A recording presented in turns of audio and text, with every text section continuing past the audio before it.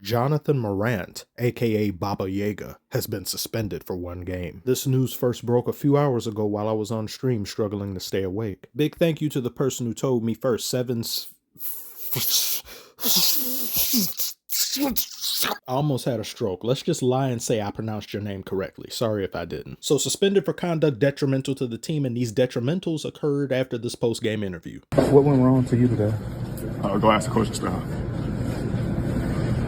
Do you feel like, there was anything you could do differently, I guess?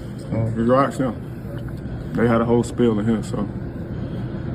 From the outside, and the outside may be wrong, but from the outside, it didn't look like you had your usual energy tonight. Go ask the coaching staff why. Okay. You feel like you should play more? Go ask the coaching staff. Should I play more or not? What could have been done different to get a different outcome other than asking the coaching staff?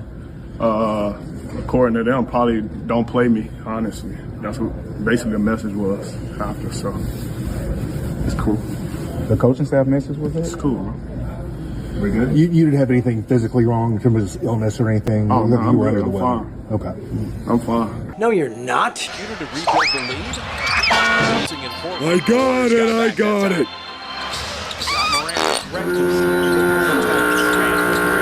Rookie of the month last year in January. CP, but able to retrieve for the shot.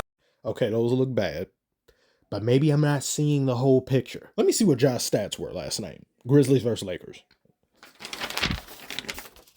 Oh, hell no. This man was 3 of 14 from the field and 0 of 6 from three-point range. What could have been done different to get a different outcome other than asking the coaching staff?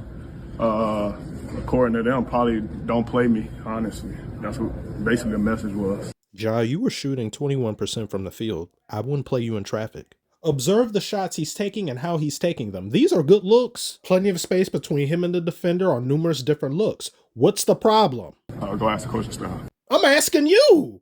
Per Sham, suspension comes as a result of the coach challenging Morant's leadership and effort in postgame, to which Morant responded in a tone deemed inappropriate. In my day, when the coach criticized you, it was called good coaching. People criticize players today, it's called hating. And that's why these bombs be driving me crazy. Like, dude, that's what coaches, their job is to criticize. Ja, look at me when I'm talking to you, Ja. Move that hand out the way. Cross him over with another angle. There we go. Suboptimal defense on and off the court. Are there times that both Barkley and Shaq be hating on some newer players and actually hating, not just criticizing? Yes, I can agree with that. However, there are several truths for every instance they hate. Ja Morant probably feels like the coach is hating on him. Bet you he on his way up out of there this season. If he doesn't request a trade this season, it'll probably be in the offseason. It's never a player you really see. It's rare anyway that you hear a player complain about the coaching when they drop 30 or 40. The complaints never fall from a point of elevation. The crying comes from the ankles of an ant. There was anything you could do differently, I guess? You ask them. Do something differently. Do differently something? Something differently do? I don't know what that sentence is. I could shoot 0 of 8 next game instead of 0 for 6. Did the coach simply not put Ja in a better position to win? Is it him out there bricking those shots? Is it him out there not giving enough effort? Lacking in leadership?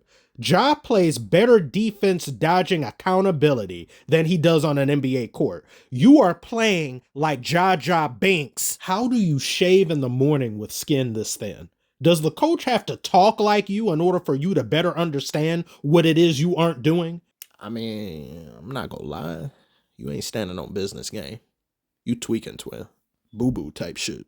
This isn't a Kuminga situation. If Ja was out there balling and the coach was holding him back, he wasn't letting him be the best version of himself, I would be immediately on his side and say, this coach needs to get the hell out of his way, or there needs to be a change in leadership. This isn't a Monty Williams situation where he kept benching Jaden Ivey, who was clearly better than the Onyx they had out there on the court in Killian Hayes, who isn't even in the league currently because he's too busy pursuing his true dream of pouring concrete. The front office had to quite literally step in and say, Monty Python, what the hell are you doing not playing Jaden Ivey? This is neither of those things. This is a player who is spoiled and entitled and has had a history of malarkey and chicanery. Someone in Ja who talks more than he shows you anything. But like I said in here, it'll ultimately fall on the coach's shoulders for the player's incompetence. I changed the thumbnail, by the way. When I first heard about this, I was thinking the suspension wasn't really worthy. If it's just a player feeling upset about something not being done a certain way, this, that, and other. But that was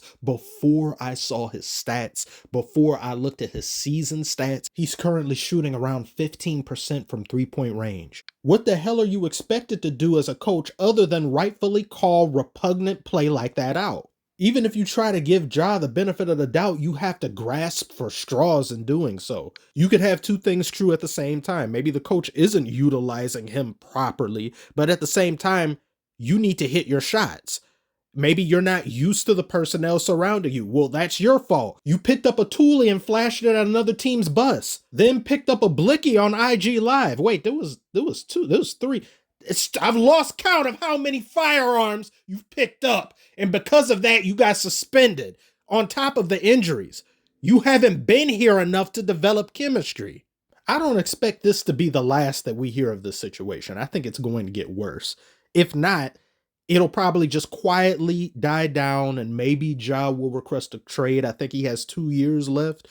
I don't see him having a future here in the Grizzlies, at least a future that he'd like, because I think he'll want a max. He'll want as much money as possible, despite his recent years of ineptitude and being AFK from the team. I wouldn't pay him a max. His character alone isn't what you'd want in a max player. So I hope the Grizzlies don't do that. If they do it anyway, they need to go into hibernation or get turned into a rug. Share your thoughts on the story and if there was anything I said that you find fault or disagreement with. Like and subscribe if you are new. Appreciate you all so very much for watching, and I will see you on the next one.